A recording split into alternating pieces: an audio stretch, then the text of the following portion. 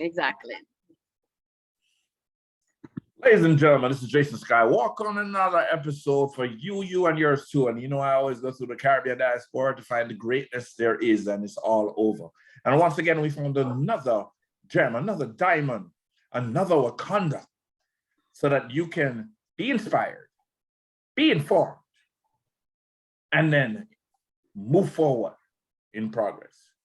Ladies and gentlemen, we have with us today from the first independent nation in the Western Hemisphere, well, Black independent nation in the Western Hemisphere, from Haiti, Barbara Jacques. How are you doing, Ms. Jacques? I'm fine, thank you. So, Barbara, tell us a little bit about yourself, what you do, you know. And no, she's not a teenager. Yes, Ms. Jacques. So my name is Barbara Jacques, and I own a vegan and sustainable skincare line created for women of color by women of color. Repeat that, slow that down a bit and repeat that again, the introduction. So my name is Barbara Jacques, and I created Jacques Skincare, a vegan and sustainable skincare line created for women of color by women of color. Now, before we go to the women of color part, why is it important that it was vegan? So there are several reasons why. I actually, as a result, so the way it started out was in the process of getting to launch this or beginning to launch this business. About a few years ago, about nine and a half years ago, when my husband and I learned we were expecting our daughter, I found out that I had an ovarian tumor, a health scare. And I just started learning about what I wanted to learn about what was going on with my body. That's when I learned I had a chicken intolerance and a soy intolerance. Oh no. And I was trying to eat healthier already because I wasn't drinking regular cow milk. I was drinking an excess amount of soy and almond milk. Right. And it wasn't until I learned what was going on with my body that they realized that it had an excess of estrogen in it. And it was because the soy mimics the estrogen hormone. And so as a result of that, I transitioned to becoming vegan. Okay. Right? And as I started learning more about what was going on with my body, just becoming a lot more conscious consumer, just becoming healthier, I stumbled upon an article talking about how Black women are exposed to twice the amount of toxins in beauty products. And a lot of the ingredients linked to the that are in the products, like the preservatives, like conditioning emollients, or just some ingredients that would actually help the skin look better and feel better, were actually linked to carcinogenic ingredients or were toxic themselves. And so with that, I wanted to create or source ingredients that were truly wholesome in terms of from the earth, and making sure that the products did not have any animal byproducts or were clean in terms of sourcing, minimize the amount of toxicity that was in it, as well as pesticides. Vegan was the option to go in terms of the direction. And so with that being said, I just began studying green medicine and holistic plant botany. Okay. And the research, led me into creating the skincare line, because there wasn't many products or limited products that spoke to women of melanin complexion. And I wanted to address the unique skin concerns that we have that would actually be more result driven. So how did you go from, because you went into vegan because of health issues. Mm-hmm. How did you go from there to skincare? So I've always been into beauty, and I just started reading, I just became obsessed with trying to understand what I was putting in my body as well as on my body. Okay. So if there is a systematic connection between what you put in your body in terms of health, there's also a systematic connection when you put it on your skin, because your skin is the largest organ, and so it has to process that. With me being in a position where I was pregnant, I had this illness and this health scare, and then I was birthing this new child into the world. I just wanted something that was truly clean, because if I made the connection that a lot of the beauty products that I was using had ingredients that was toxic, And here I am as a result of what I was putting in my, using on my skin, as well as the food that I was eating in my lifestyle. I wanted to transition to have a cleaner options in terms of not just food, but also the products that I use every day. And so when it came to skincare, learning that Black women are exposed to twice the amount of toxins, where we go to the hairdresser every 2 weeks, we're always using and slathering products on our body, and the largest organ on your body is your skin. The light bulb came on. It just made sense to do that. Visionary. Okay, so I'm a male, so skincare definitely would not have been the first thing on my mind. But now, so what did you find? So clearly you saw that the products that you were using had chemicals that were toxic, Mm-hmm. and they weren't clean. That's for your skincare. So how did you evolve, find, realize that you could create that? And I'm assuming what we're seeing in the background is some of the ingredients that you use in your skincare methodology. Yeah. Yes. Yeah. So initially what started off, because in college, I've been natural for the last 20 plus years, my entire adult life. Oh, that's why you're looking like 12. Got it. I'm looking this age because I'm very, I would say that I definitely, I've been using the products for over 10 years now. So, and I'm very, I'm all about making sure I protect my skin and take care of my body. So I'm really into that. But, and what started off was because I was natural, and in college, I would actually do, as a side hustle, do hair on the side for college. And I would also make my own hair products, mix up with shea butter, coconut oil, and go to the natural food store. So you did that natural hair also? Yes. So I did that part-time. It wasn't professional. Somebody stopped me on campus or in the street, and they asked me, like, how do you get your hair to look like that? And I'm like, I do. And they were like, well, can you help me? And so that's what I did. I did locks, and I did twists, and I did natural hair. And so that was the base of it, right? So fast forward, graduated, and I said, okay, well, if I can make my own shea butter for my skin and my hair, and make my own concoctions in terms of my DIY skincare or hair care products. It started off DIY? Do it yourself. Mm-hmm. Do it yourself. DIY. I heard DIY. DR. Okay. That then evolved into me taking soap making classes. So I started making soap because I wanted to use the products on my daughter. And then the other problem was, when I shopped at Whole Foods, number one, it's highly expensive. And then number two, a lot of the products in Whole Foods are not as clean as you would think, right? Because there's only but so much that is available. And the FDA hasn't made any changes in terms of the laws when we talk about cosmetic products since 1926. And so what I wanted to do was actually find something that to my standards, were clean, right? And so I started making, and the best way for me to do that was to have to do it myself.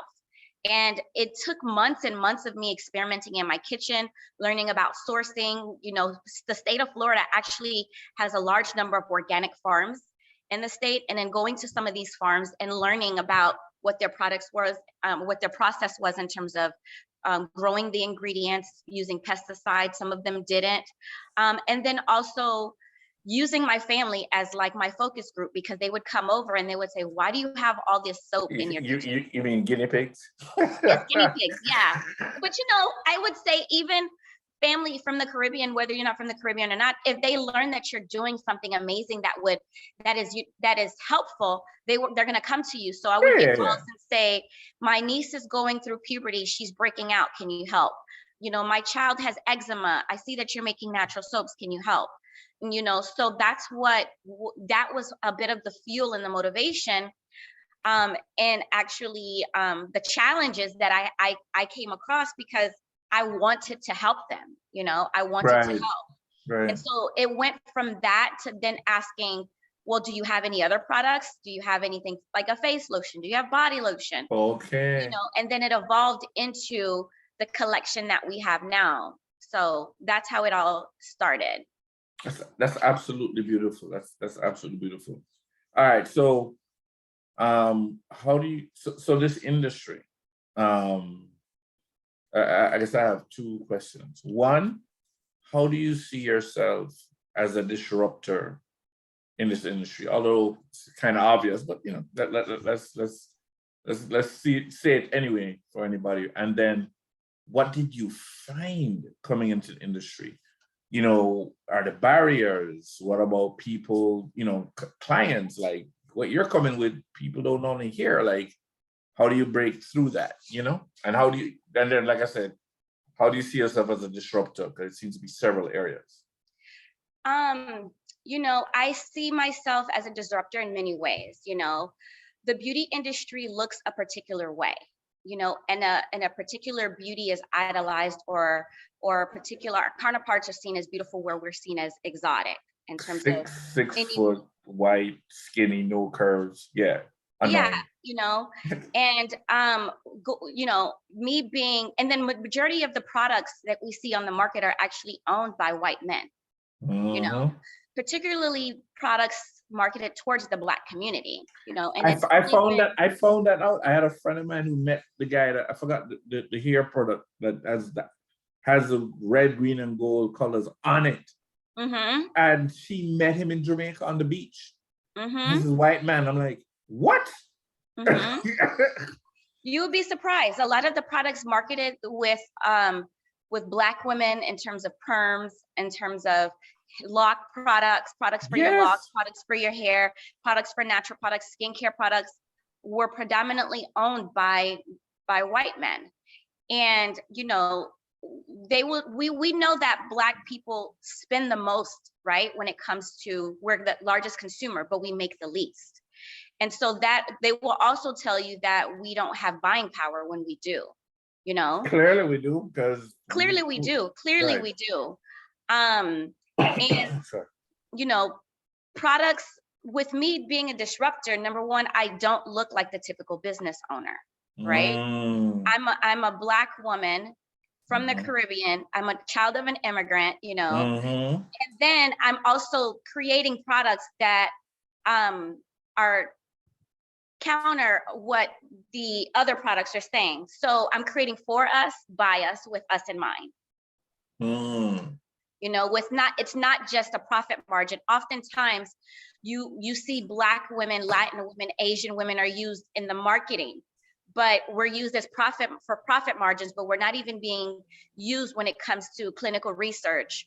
And oftentimes it's out in the last maybe even decade, I may dare to say decade, that individuals of color are even on the board. And Right. so with that being said, you know, that's how we're disrupting. And we're also not just talking about products for women of color, but particularly we speak to our audience in a way where we teach them to embrace their beauty. And even if your skin is not, because skin is skin, there are going to be times when you're stressed out. There are going to be times when women are in their cycle that may be the environment that you're in, but Mm-hmm. your skin is still beautiful. And whether Right. you have pimples or not, a lot of our marketing, we use everyday girls that have normal skin, and we don't touch it up so that they can see, everyday women can see themselves in that model and say, okay, I am beautiful the way I am. And it's okay to have a blemish or two, or even a pigmentation in your skin, because that's how our skin is naturally made. So, And so you're so so you're, so you're disrupting the image of what is beautiful, what is regarded as beautiful in the industry. exactly, what is sold is beautiful, right? So What is sold is beautiful.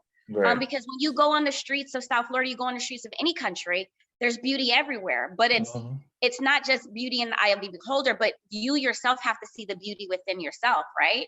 And we see beautiful people all the time, but when you look on TV and you look in the magazines, we're being told and we're being sold that beauty, it looks one way when it isn't. You're Only you're when so it's you're to so their advantage, you're right? Only so when it's to their advantage. let's say you're so right. 'Cause when I left Jamaica, we didn't have cable yet. We had one TV station in Jamaica. We're about to have a second one. So the programs are Jamaican run, and the anything from foreign that they chose, whether it be from England or from US, it will be Black shows, you know, like Cosby Show or something.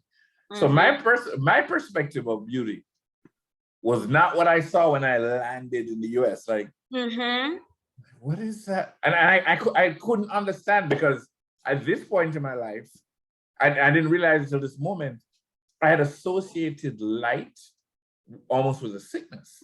Mm. So I didn't, so when they're showing me all these white women as beautiful, I'm like, huh?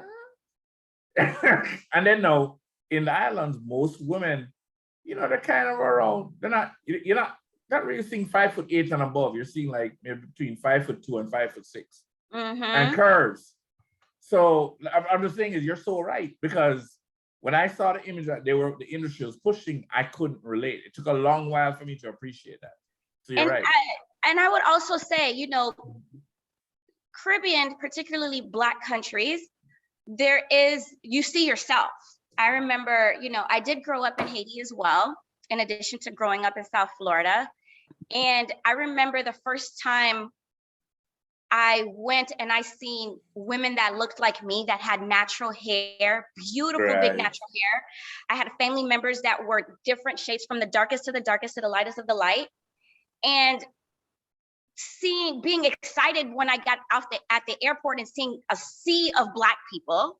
And then I was no longer the majority, and hearing your native tongue and tasting the food, but also seeing the beauty, because it's a different narrative. It's a change in narrative where you're being told one way, something. And then when you're seeing it in person, it's empowering, but it also makes you feel beautiful, because where you come from is beautiful, and you see the beauty in it and the people that are there. Right. And it's not just, oh, beauty is this and beauty is that. There's different types of beauty and different shades of beauty. And it's beautiful all in its own, in its purest form, right? Right.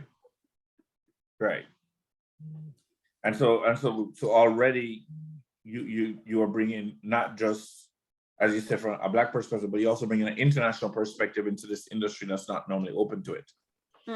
Very, very powerful. So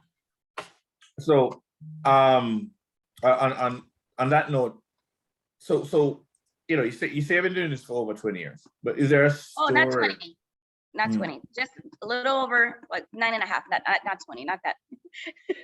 Oh, okay. What has been 20 years? He said something was 20 years. Oh, my hair. I've been natural for 20 years. Natural. Okay. Yeah. Gotcha. Natural hair for 20 years. I apologize. All right. In this whole journey, can you share a story about the funniest mistake you made when you were first starting? And can you tell us what lesson you learned from that? Because everything you're telling me is the audacity that you just picked up one day and said, you know what? I'm going to find and create this. Like, that's totally audacious and brilliant all at the same time. Thank you. I thought it was, well, it's funny because for me, it didn't start off that way. For me, it just started off as a hobby and then evolved into the business. In terms of I've made a lot of mistakes. Funny mistakes, I don't think I would find them funny. Because as a business owner, your mistakes are time and money, right? And so the mistakes that I've made, I will say one of the largest mistakes that I've made a lot of mistakes, but is falling into the idea that preservatives are bad, right? Okay. And I would say, I when I first started learning about ingredients and going into this industry is, because a lot of the ingredients that are used in formulations or then in formulations were linked to toxicity, in my head, it was like a red flag, not knowing that I needed to do a little bit more research, right? Okay. And at the time, I just needed science to also catch up, right? Because now, like, for example, our products are used with plant-based preservatives. At the time, there wasn't any available, but I would sell products. There are just certain products because let's just say, for example, the bathroom, there's a certain temperature in the bathroom that requires, if there's water, there's moisture, there's sunlight. And if you have certain natural products, it's a breathing ground for bacteria. And I learned, I didn't, especially making scrubs where there's water getting into it. They're sitting on the shelf in their window. And I learned the hard way because it's particularly sugar, where a customer sent me a picture of the sugar scrub and there's ants all over it. You know? Or there's another one where we had our test batch and a customer sent us mildew after a certain number of weeks. And I'm like, why is there mildew? It's sugar, you know?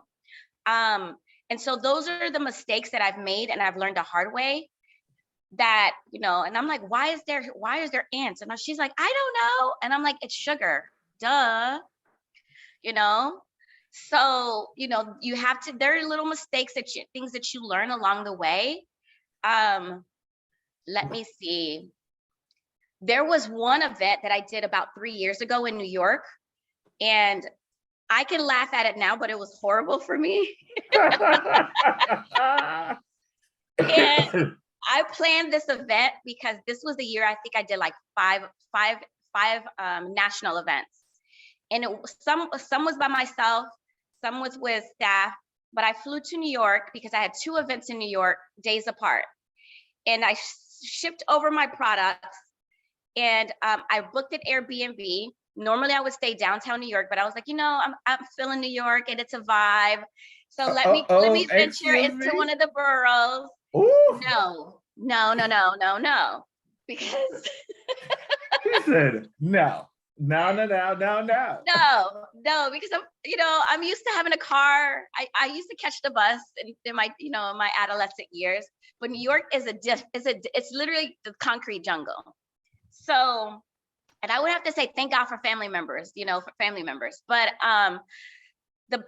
I booked the Airbnb, and I didn't know that the person had other people within the apartment. And I'm normally used to booking Airbnb, either getting a room or getting the entire space. But there were three other families in the space, and it was actually the first week of college. So I was I was in Chelsea, and they had like there was 3 Chinese families bringing their kids in for school, and no one spoke English. And they wouldn't let me in the house because I'm a Black woman. And I kept calling the young lady who owned the property, and she was in China and she wasn't answering.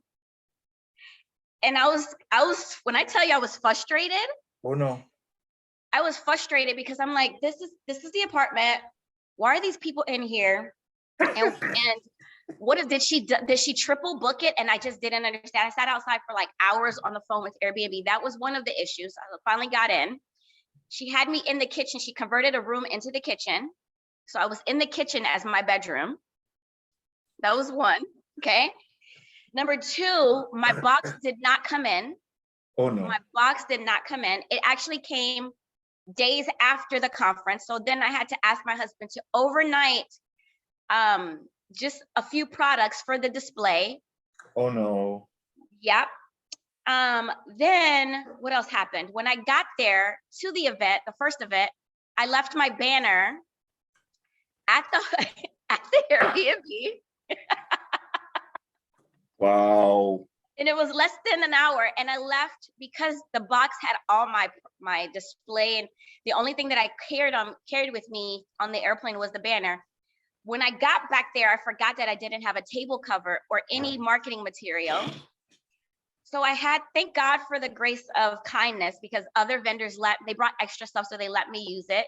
But what I got out of that was I got a feature on Mary Claire. I had an interview right then and there with the editor. I had gotten another interview with another,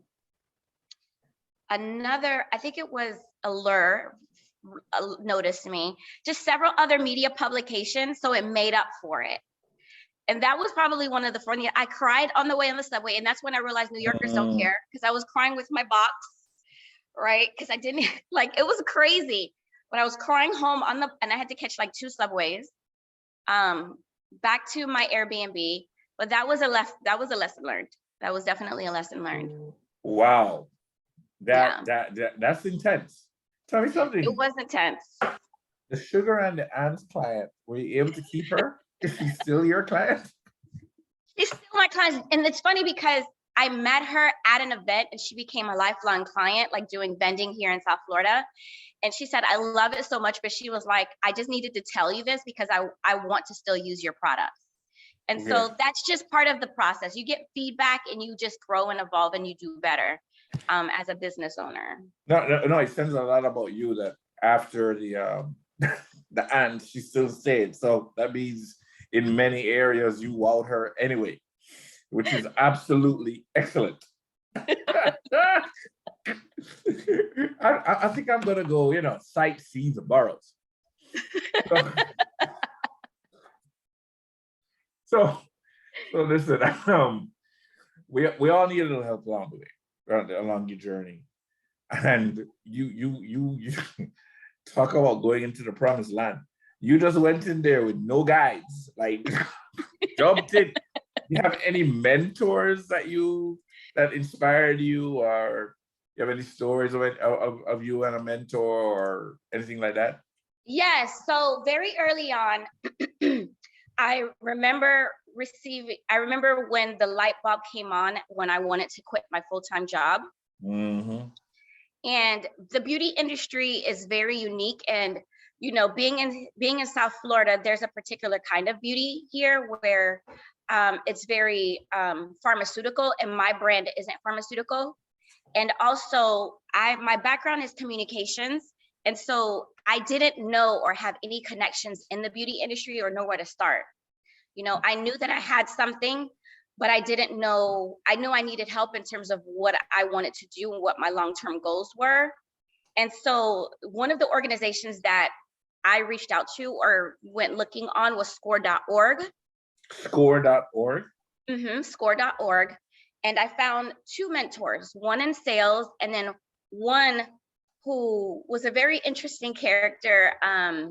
He was actually an older white guy in his 70s. He passed away shortly after I met him. Oh, wow. Yeah, but he was very pinnacle in terms of the direction and where I was going, because he was very candid. He was an older Jewish guy from New York. So he had one of those personalities where it was just like he told you how it was, right? And I appreciated that, because when you're hungry and you're driven, you don't want the sugar. You don't, oftentimes for me, I would rather you just get straight to the point. I don't want you to sugarcoat it. Sugarcoat it, yeah. Yeah. We ain't got time for the extra fluff. Exactly. And so my first, when I started making beauty products, the company that I kind of mimicked was Lush. And if you've ever been into a Lush store, LUSH? LUSH, their products shows are made. How little I know. Yes. Their products are made with natural ingredients, but they're made out of Tupperwares in different shapes, like out of, bread pans and, different molds. And so that I quickly came to learn that that's not who I am. And I just wanted to quickly, just so that I could get out on the market, I was, using craft paper, using Tupperware I purchased. And, I started talking to him about what my financial goals were and what my long-term goals were.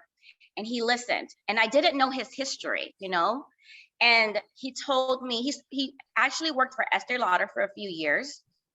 And he spoke to me about the importance of presentation. In the professional world, you understand the importance of presentation, but when it comes to a product, you have to understand who your customer is. And he put the product on the table and he told me straight up, he's like, I wouldn't buy this. He's like, number one, the price is too low. I was selling the products at $5. I was listening to the people like, oh my gosh, $5 is a lot of money for some soap. And he was like, that's not your customer. And I'm like, he's like, you're not even, because I wasn't even making a profit at the time, And he's like, are you even making a profit? I'm like, no. He's like, that's not your customer. And he said, it looks like a craft project. And I'm like, well, it is.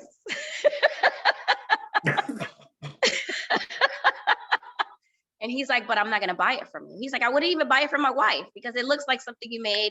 You were playing and you just wrapped it up, and then you wrapped it up in something from Michael's. And he's like, presentation is key, And he taught me that if I wanted to get a bigger return on my investment, I had to first understand who my customer was, understand what her buying habits were, understand how much she made and why she would actually purchase from me, and understanding the beauty market, as a whole, so I can identify what my unique position was. And I would meet with him, once every couple of weeks at Starbucks And he would just, slowly, he would get to the appointment 2 hours ahead, because I remember going there 2 hours ahead just to work, just to meet him there. And he would literally show up 2 hours before the appointment. And we would just talk for hours.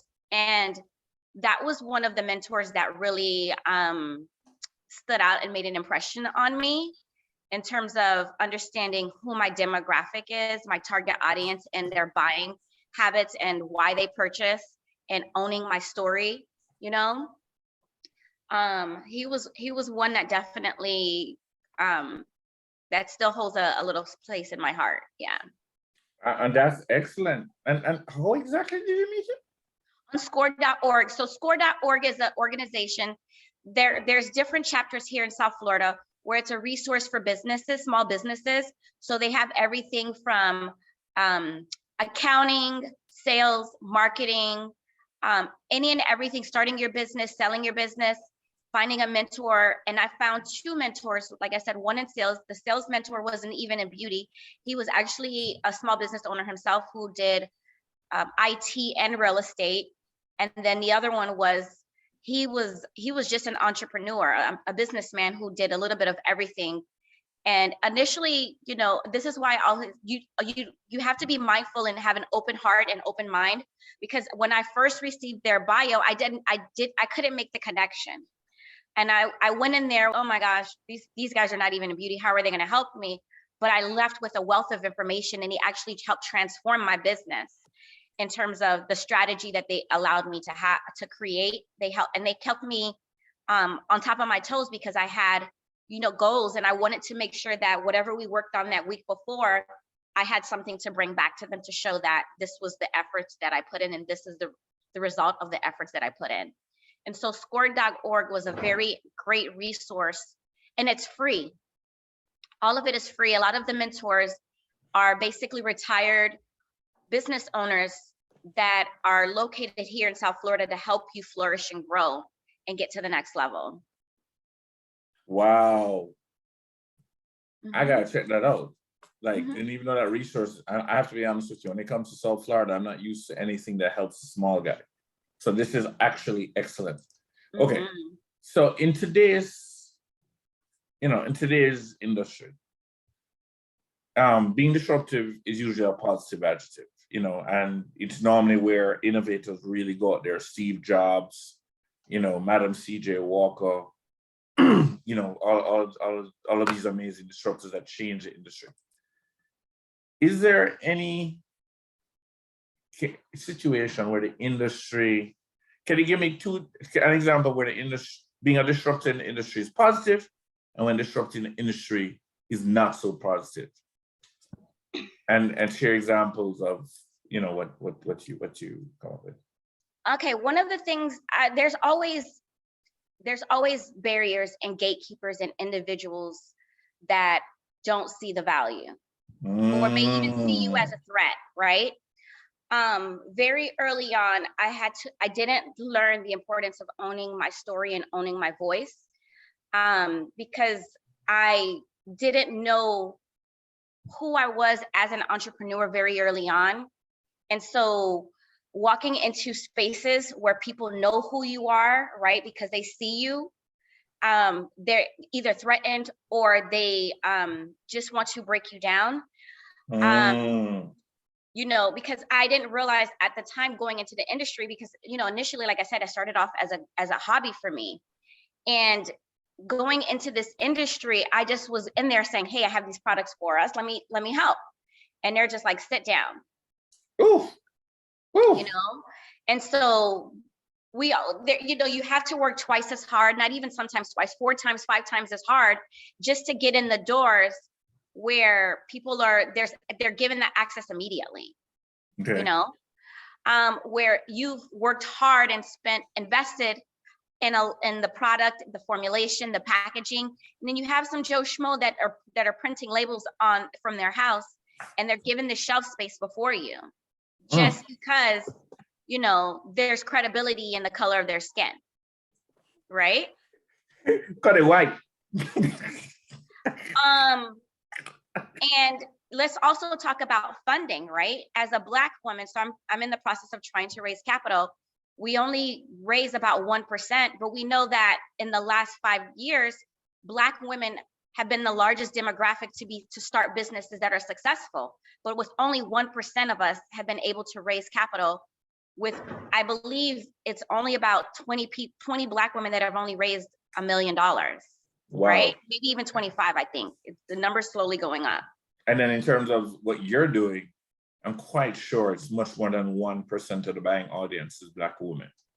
Exactly. So, you know, that's kind of like the downfall, is that there's, you know, and this is just being a Black person, where there's always these preconceived stereotypes that come with, when you walk into a room, they assume that, you know, you look, because you look a particular way, that you are not allowed to sit at the table, you know?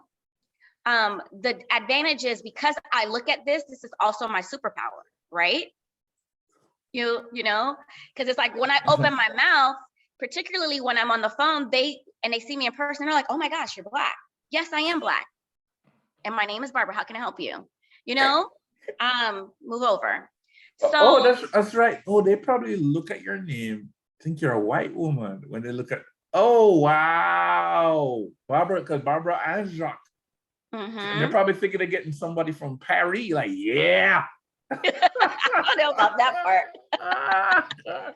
You know, and the advantage is, you know, is this owning who I am and my position and my voice and my story, and utilizing that to be the change, you know, to vocalize and talk against the many things. Because a lot of the prior, and I will tell you this unique story, prior to even when I first started out, people are like, well, how do you really know natural products work? And I'm like, how do you not know? Natural products are the source of science, you know? Everything comes from food. Everything comes from plants. But it wasn't until the Johnson & Johnson. Stop. Repeat that again, because what you said is so profound. It's simple to you. Okay, you figured it out early. Repeat that one more time. How do you know that natural products work? Go ahead. How do you not know natural products work? Plants and food are are the source of science. You know. Facts. And it wasn't until the lawsuit where the woman who was dying of cancer from talc powder for using baby powder for over 40 or 50 years was able to win that lawsuit. That's when the light bulb came on, and that news reverberated globally, not even nationally, but globally. And that was because all of us around the world have been using Johnson & Johnson before. Exactly. People still use, if you go to the Caribbean now, people still have powder on them. Right, right there on the neck. Right on the neck. And so when I would say that, I would get the you know, I'm like, baby powder has talc, is not good for you. You know, we've been using it for all our lives. What are you talking about? Exactly. And so, you know, being able to share my story doesn't just resonate with women, or it's beyond color. It resonates with everyone, right? Because there's so many women that can relate, and men that can relate to an illness, and then trying to live a better life. You know, and they can relate to my story in terms of being able to find products, or just the mindset shift in the mindset, right? And so in the beauty industry, you know, it's opened doors for me, you know, because I've been able to share my story. But then I'm also different from many of my counterparts and my colleagues, right? And it's also a relatable story on a human level.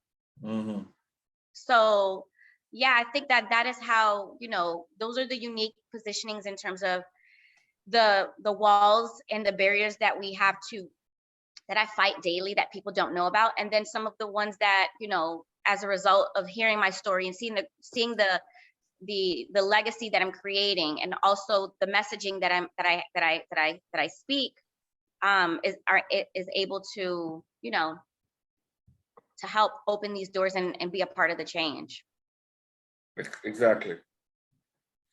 Okay, so I like that, by the way. That's so straightforward. Plants and food are it's such a powerful thing. So listen, can you share 3 of the best words of advice you've gotten along your journey? And please give a story of the examples for such? Number one is owning my story, right? That has to be it. Owning my story. Because very early on, when I worked in the last corporate job that I had, I was actually selling products at some of their events, and people would ask me how I would get into it, and I didn't want to share that I had this ovarian tumor. And my boss pulled me to the side. Not only my boss, but several people would pull me to the side and say, "You're doing yourself an injustice." You know? Wow. Yeah, not sharing my story, because, you know, a lot of us are private, and you would typically, when something like that happens, you don't want to share it, you know? It's an intimate thing that you're going through, and it's a very traumatizing thing that you're going through. And saying that out loud forces you to deal with it every day or every time you do it, right? Wow. But it wasn't until the first time I shared my story out loud to an audience of 250 women that looked like me, that after that time, they came to me and said, it was a group of women that came to me individually and said, "I am going through something and your story is helping me." Or, "I'm going through this story. What are the products? Because I want to do better, you know, or I have this and I've been looking for something cleaner as an alternative." And so the number one is advice is own your story. Number two is don't take anything personal when it comes to business. Because, you know, it's just, at the end of the day, it's just business. And if you have a family member, a friend, or you've been at an event for 5 hours and nobody has stopped at your table, don't take it personal. Right. And I don't want to say that, you know, you have to go through these trials. And this is just part of the entrepreneurship journey, where, you know, you have to learn to have you just got to have a thick skin. Right. Right. You just got to have a thick skin, and you can't take things personal if your family member or your best friend just doesn't get it, because it's not meant for them to get it. It wasn't placed on their spirit. It wasn't placed in their heart for them to do it. And if the Lord or the universe has some bigger blessing or utilizing you as a vessel, you can't take things personal when somebody who doesn't see that vision does not get it, because it's not their vision to get. And so, you know, you have to just don't take things personal. Preach. You know? And then number three, I would have to say, this is not an advice that I got, but this is something that I've learned in my entrepreneurship journey, and I wish I would have owned this a lot more, would be understanding my finances better, you know? We're not financially literate as a people. Exactly. And I think, you know, now I wish I would have, my journey was a lot different, but raising capital and seeing that there are brands that don't have logos, that don't have products, that don't even have a website, and they're raising 4 million, 2 million, 1 million. I'm actually seeing deals that are like 700 million, 800 million being done.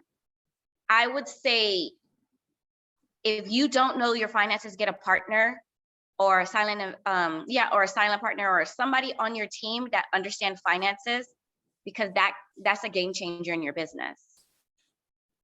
You know, I think oftentimes we use, if you're doing this as a hobby, or if you're doing this as a side hustle, or if you're just doing this as a calling, you know, you're focused on the product or the service, and you're not focused on how you're going to support it. And we use our own credit or our own funds and our own finances to fund it, when you could actually be using someone else's business to grow your business. And then you don't have to worry about then you can create salary for yourself and salary for staff. Right. And you're not having to put your credit on the line, deplete your savings, or just do crazy things, staying up until 3-4 o'clock in the morning, or doing 10 jobs in your business to make the business sustainable. So creating multiple streams of income, having a business plan, understanding where the streams of income is coming, and understanding my finances will probably be the third thing. Excellent. Yeah. Now tell me something. How are you going to shake things up next? Because this is already going to be a big shake, but how are you going to shake things up next? We have some things in the pipeline. My goal this year is retail expansion. So most recently, in the past this summer, we launched on Target.com, and I'm looking to get into other mass retail partners. And so that's just been my focus, is just trying to galvanize our community to support, because we already know that there's not a lot of Black-owned brands on the shelf, but our community has to be the one to support. And then that means showing up for us, and that also means buying. And in order for me to be able to secure the shelf space with Ulta and Target and Walmart and other mass retailers, I need my community to know about me, and then also to support me. So that's what's in the pipeline for me. Now, your communities, you automatically have various communities. You have persons who want skincare that's clean. That's one community, and there overlaps with everyone. You clearly automatically have Black women as a community, and clearly you have Caribbean people as your community. Mm-hmm. So what are you doing to hit up those three communities, to lock them in? It's not just them. We also have Latin and Asian women as well as Indian women. And I would say about 25% of our customers are white women. You'd be surprised. And 19% of our customers are men. We also have men. Okay. Men actually also purchase our products. And we also have vegan consumers, so the sustainable, conscious consumers as well. Right. That's what I meant by the clean. That's what I meant by the clean. That clean, yes. Yeah. And what was your question? I'm sorry. What was your question?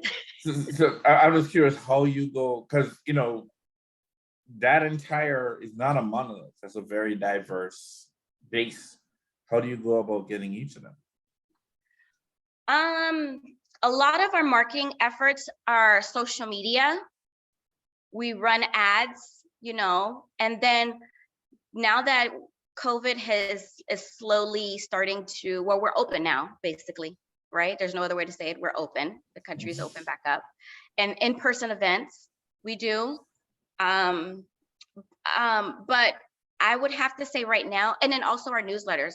So social media, in-person events, that's how we're getting in front of our customers. And we also run ads so that our customers can see themselves or see our product line in the ads.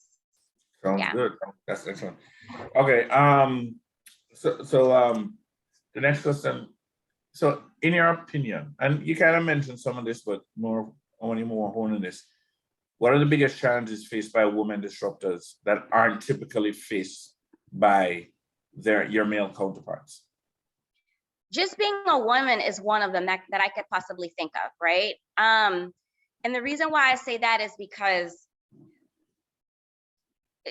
it's shown, for example, let's just say, for example, the example that I have is when Kamala was running for vice president, where Jamaican American, by the way. Exactly.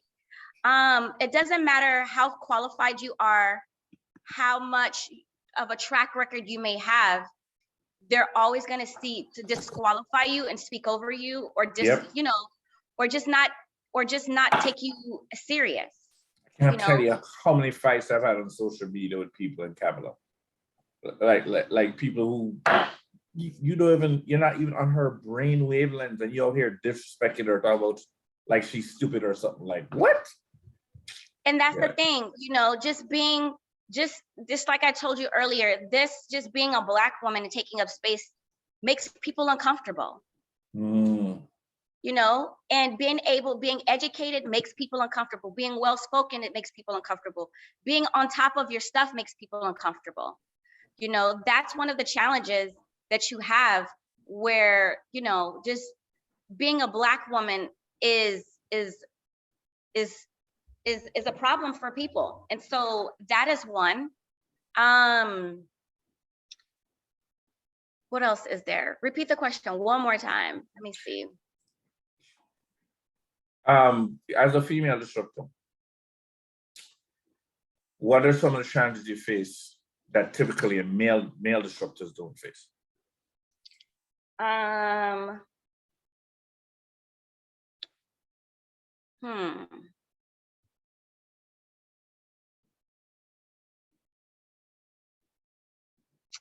I would say number two, probably our community. And this is probably changing because it's only been in the recent years where we have been supportive of each other, right?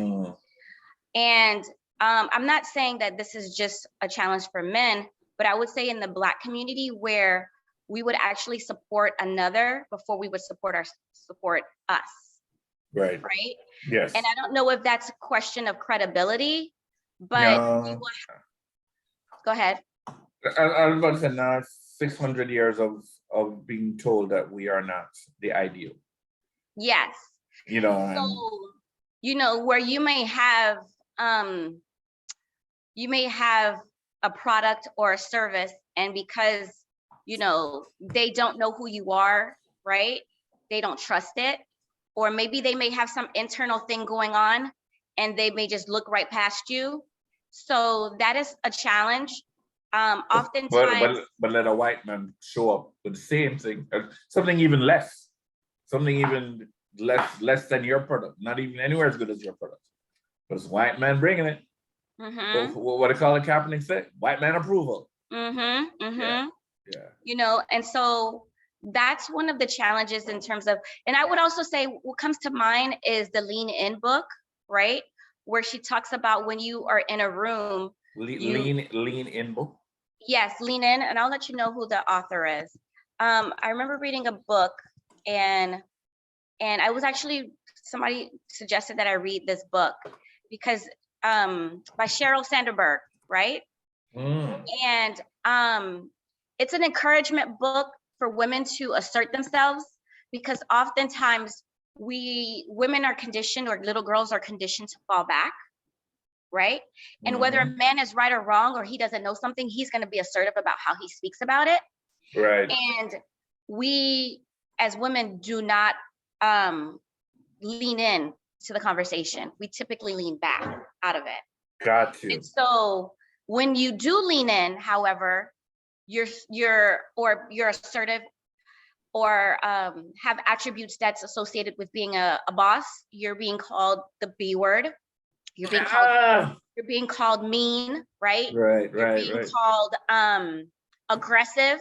But those are the same characteristics for men that are seen as positive. But when it's being done when a woman possesses those same attributes, it's being seen as negative. You know? Now, is there a situation where you're in where that was demonstrated? It's every day. I know. It's not a situation. It's my everyday life, because I do have a bit of a strong personality, right? And if you know me personally, I'm very vocal. And when it comes to my staff or people that work with me, I expect for you to show up. And I expect for you to do your job. And I expect for you, because it's not just, it's my life that's on the line, it's my livelihood, but this story is so much bigger than me. It's also my customers that are my bosses that I have to show up for every day. And so when you speak up for yourself, or you speak up and people don't like it, they expect for you to accept what you give them, you're the bad person, right? If I show up to something and it's not what I expected or what I paid for, I'm gonna say, hello, excuse me, there's something wrong here. And people expect for you to say, no, okay, this is to accept what they give you, but I'm going to speak up about it. Right. You know, and so that's me every day. I've been told that I'm bossy, I'm too stern, or I'm too direct. But if I'm not that way, how am I going to get things done? I have to admit, that is one of the reasons I'm glad I grew up. Like, I didn't leave Jamaica until in my 20s. And in Jamaica, women, we expect women to be assertive. Like that goes without saying. So, and I remember when I came here, and you could see the dynamics that, like, women appreciated me because I never flinched or like responded like I had an issue when they were assertive, and I was ready to follow. But that's because of the environment I grew up in. But I realized in the US environment, it's been a different conversation. So yeah. Mm-hmm. Not saying we don't have our patriarchal issues. We do have our patriarchal issues. Exactly. But there's a difference. There's a difference, the assertiveness. I grew up in a house or in a family where women are very assertive, and they're, my mom was also a business owner. So being able to watch her run her business, and also, seeing my aunts run their household, you learn to speak up for yourself. You learn to own your voice in a different way. And so when I started to assert myself in my business, it's very different. People don't like it. Especially when you call them out on the things that they're doing wrong, but now you're the bad guy. They didn't like how you said it to them. But if it was said from a man, it would be a different story. It's a historical context. It's a historical context where West Africa, before the European came in, were all matrilineal societies. And the Africans that got dropped off in Haiti and Jamaica were the ones that were the least submissive, that held on to most of their culture. Mm-hmm. And in both countries, Haiti got complete independence. Jamaica always controlled at least a third or half of the island, Africans. Matter of fact, the Africans in Jamaica trained some of the Africans in Haiti that would eventually There was a lot of back and forth. Yes, there was a lot of back and forth, exactly. So what I'm saying is the holding on of that DNA and that culture of the matrilineal society, which woman is the head of the household, the woman is assertive, the woman is a boss. Like you can see it reflected. Like in Jamaica, 70% of executives in any industry are women. I don't care what the industry is. 70% of the managers, leaders, bosses, owners, presidents are women. Come here, that's not yeah, that's not the case. Mm-hmm. So it's understandable, A, that you would be like that from a historical context. And then if whoever you're working with is not from that reality or that culture, like, yo, what's really going on here? Like, it's all upside down. You know what I'm saying? And the look on your face is, you don't care. Got you. Yeah, they're just not meant to work for me, and I'm okay with that. And our crafts have our past, or it's time for us to move on, and I'm okay with that. But one thing that I have learned is, it's okay for that person, not to be at Jacques, and I'm okay with allowing the person to move on and follow whatever passion, goal, or dream they may have. It's just not with Jacques. That's all. All right, Ms. Jacques, just a couple more questions and we're going to wrap this up. This has been a wonderful conversation for me. You're a person of great influence. If you could inspire a movement that would bring the most amount of good to the most amount of people, what would that movement be? You never know what your idea could trigger. What would that movement be that could impact the most people? I feel like right now I'm on that journey when it comes to skincare, with this industry being over $150 billion industry, Black women spending the most amount. I believe, I can't remember what the numbers were off the top of my head, but I feel like that is it right now. We consume the most when it comes to skincare products, and Black women alone spent $465 billion in beauty. $1 million in beauty, and it's a $135 billion industry. I feel like we are also we dictate the trends in the beauty industry, but we barely make up the percentage in terms of the ownership of it. And why are we the users but not the producers, right? And your largest that's a constant conversation and in so many industries. Exactly. And if in so many industries, right? But if your skin is the largest organ, and we have everyday folks that are using toothpaste, everyday folks that are using soap, everyday folks that are using lotion, why are we using these toxic ingredients every day, twice a day? You brush your teeth twice a day, you bathe twice a day. We're using these toxic ingredients, but not realizing and understanding the importance of what we're putting on our skin and the long-term effects of it.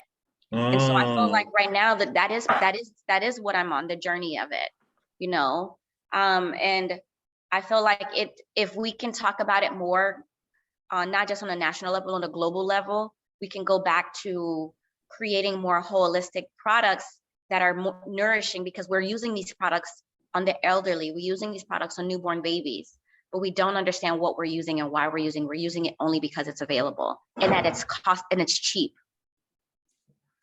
You want the whole industry to come after you, don't you? All right.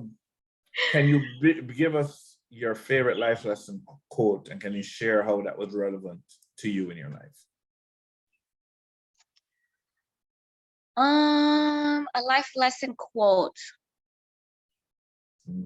Me run things, things don't run me. No, the only thing that I can come to mind, because there's so many, right? I would probably have to say what my aunt would say, would always say as a teenager, and it's a Haitian proverb. Like, what will make you hot? What will make you what will make you hot is the same thing that's going to make you cold. So it's all about learning when to sit down. And it's not just she would tell me and my cousins this as a teenager, you know, like if a young man will call the house, or if your friends are calling you too much, you know, they want to know, why is this friend calling you too much? What kind of business do you have with this friend? But looking at it from an adult perspective, it taught me to sit back and watch my environment, or take a step back a beat, right? Because sometimes you may be doing something and it may not be for a good end goal. Right. You know? Right. Totally get it. Even more so during COVID, where everybody's like, I want to go outside, but you going outside, you could die. You know what I'm saying? If you don't do it properly. So, you know, it just remembering to sit still and to be at peace, or sitting in the stillness to find peace, you know? That's one of the proverbs that I always remember. Yeah. Growing up. I'm about to give you my cell phone number so you can text me the Creole. I'm not gonna pretend. 786. Hold on a moment. Let me write it down. 786 351 5224. Okay. All about being efficient. Last question. Yes. How can our readers follow you online? So you can follow me online at shopjacques, JACQS.com. JACQES or just CQS? CQS. Okay. Jacques, shopjacques.com, and that you can follow us on TikTok, Instagram, as well as Facebook. And you can actually shop our products at shopjacques.com or target.com. No, we're going to shopjacques.com. Oh, go to Target. Remember, we got to move the product off Target. Oh, so it's better to get it from Target? Exactly, because I still get paid no matter way. But if we move the products with our retailers, yeah, we show that the Black community does have buying power, and not just in our counterpart products, but in products that are also Black owned. So when I go to Target.com, I type in Jacques. Jacques, you just type in Jacques, and you'll see our product line pop up. And that's JACQS. Jacques Skincare. Look at that. Okay. Face mask. Okay. So you have 6 products in Target. That's what I see on the website. Yeah, we have a total of 6 products. Okay. Okay. All right, cool. All right. And okay. And also Shop Jacques on Yep, shopjacques.com. Do me a favor, because my phone is dead right now. You have your phone number, right? Yeah. Go on IG and look up Skywalker Buzz, and there's a method to my madness.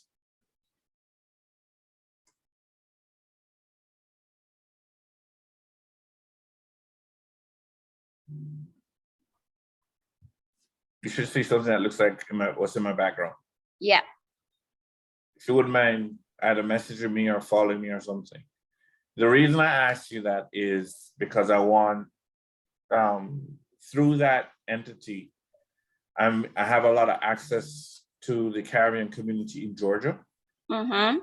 So I would love for us to talk about ways that we could get your stuff out to people in Georgia. Okay. Yeah. That's what my frame of influence is. Thank you. I truly appreciate that. And I know a couple of Haitian organizations that would just be excited about you.